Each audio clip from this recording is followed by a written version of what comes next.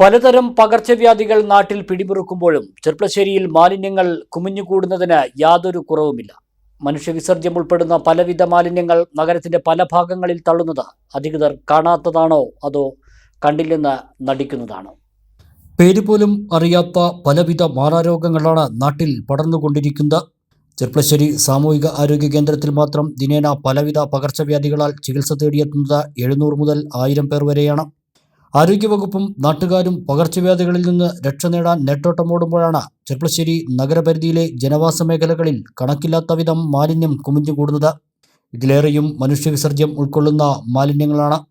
ജനവാസ മേഖലകളിലെ ആളൊഴിഞ്ഞ പറമ്പുകളിലും റോഡരികിലെ ജനശ്രദ്ധ ഏൽക്കാത്ത സ്ഥലങ്ങളുമാണ് സാമൂഹ്യവിരുദ്ധർ മാലിന്യം തള്ളാനായി ഉപയോഗപ്പെടുത്തുന്നത്. ഈ സ്ഥലങ്ങൾ പലതവണ അധികൃതരുടെ ശ്രദ്ധയിൽപ്പെടുത്തിയതുമാണ്. മഴ പെയ്താൽ ഇവിടെ നിന്നുള്ള മാലിന്യം ഒഴുകിയെത്തുന്നത് ജനങ്ങൾ ആശ്രയിക്കുന്ന കുടിവെള്ള സ്രോതസ്സുകളിലേക്കാണ്.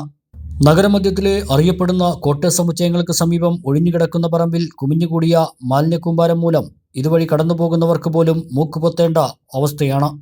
ഇവിടെയെല്ലാം താമസിക്കുന്ന അന്യസംസ്ഥാന തൊഴിലാളികളും വിദ്യാർത്ഥികളും ഉൾപ്പെടെയുള്ള വലിയൊരു വിഭാഗത്തിൻ്റെ ആരോഗ്യത്തിന് പുല്ലുവില കൽപ്പിക്കുന്ന സമീപനമാണ് അധികൃതർ സ്വീകരിക്കുന്നത്. മാലിന്യം വലിച്ചെറിയുന്നത് പൊതുജനങ്ങളാണെങ്കിലും ഇതിന് തടയിടേണ്ടത് അധികാരികളുടെ ഉത്തരവാദിത്തമാണ്. ലക്ഷങ്ങളും കോടികളും മുടക്കി മാലിന്യ നിർമ്മാർജ്ജനത്തിനായി വിവിധ പദ്ധതികൾ നടപ്പിലാക്കുമ്പോൾ മനഃപൂർവ്വം മറന്നുപോകുന്ന ചില അനാസ്ഥകൾക്ക് വലിയ വില കൊടുക്കേണ്ടി വരും. അത് പക്ഷേ ഇവിടെ ജീവിക്കുന്ന സാധാരണ ജനങ്ങളായിരിക്കും എന്ന് മാത്രം.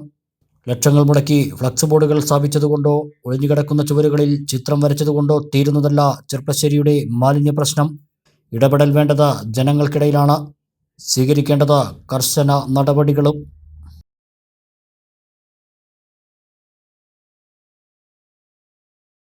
Choose it, build it, love it.